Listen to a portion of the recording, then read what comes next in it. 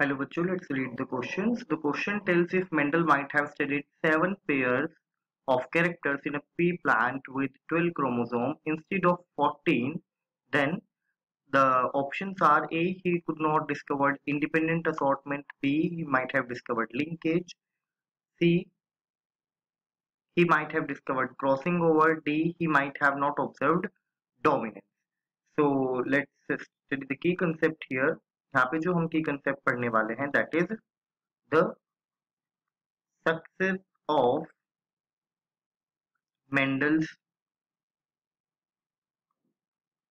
की जो हमारी मेंडल को सक्सेस मिली what was the reason behind that. यहाँ पे हम जानेंगे कि मेंडल्स का जो वर्क था उसको जो सक्सेस मिली उसके पीछे के फैक्टर्स क्या क्या था। Basically we are going to study the reason. So reasons to success of Mendel's work. तो यहाँ पे जो सबसे पहला रीजन आता है that is the large sample size. जब भी कोई हम करते हैं एक्सपेरिमेंटल वर्क तो उसमें जो हम अपना सैंपल लेते हैं that should be large in number. तो he took very large sample size. The sampling size was very huge.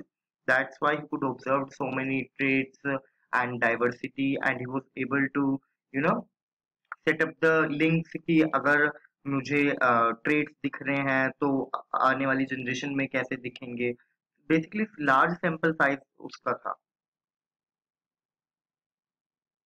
Second point is that he studied one character at a time.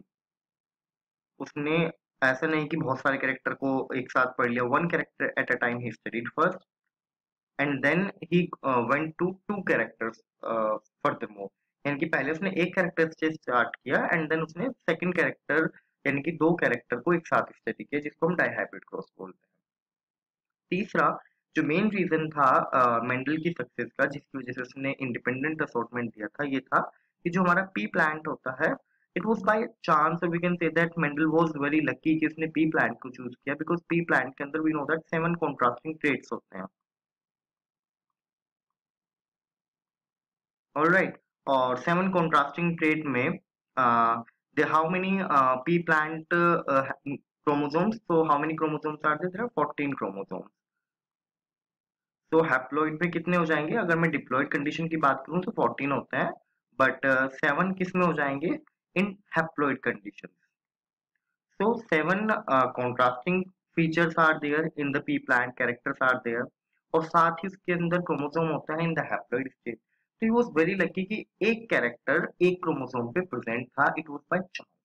Alright, अगर suppose that there were 12 chromosomes, alright, in diploid state, तो haploid में कितने होते? Haploid में होते हमारे 6। Alright, और अगर हैप्लॉइड में 6 क्रोमोसोम्स होते but how many contrasting characters are there? There are 7 contrasting traits. तो दैट मीन्स कि 2 traits must have present on a single chromosome, क्योंकि क्रोमोसोम 6 ही है। अगर 12 क्रोमोसोम हम लेके चले, if I consider the possibility if there are only 12 chromosome and we know that traits हमें कितने को देखने मिलते हैं? 7। सो 7 ट्रेड्स देखने को मिलते हैं, तो ऑब्वियस सी बात है कि दो कैरेक्टर जो हैं, दो ट्रेड्स जो हैं, वो किसी एक ही क्रोमोसोम पे मिलते हैं, उसको present on a single chromosome. और अगर दो कैरेक्टर्स को एक ही सिंगल क्रोमोसोम पे देखने को मिलते तो वहां पे इसको क्या देखने को मिलता? लिंकेज देखने को मिलता।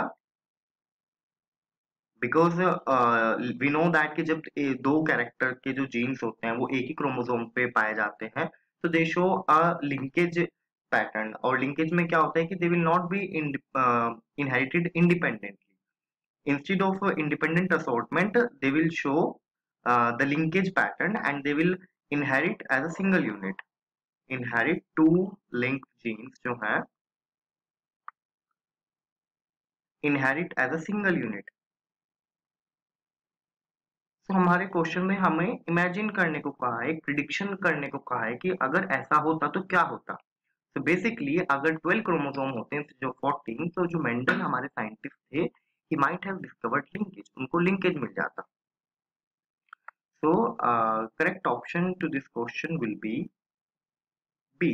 I hope you understood the concept.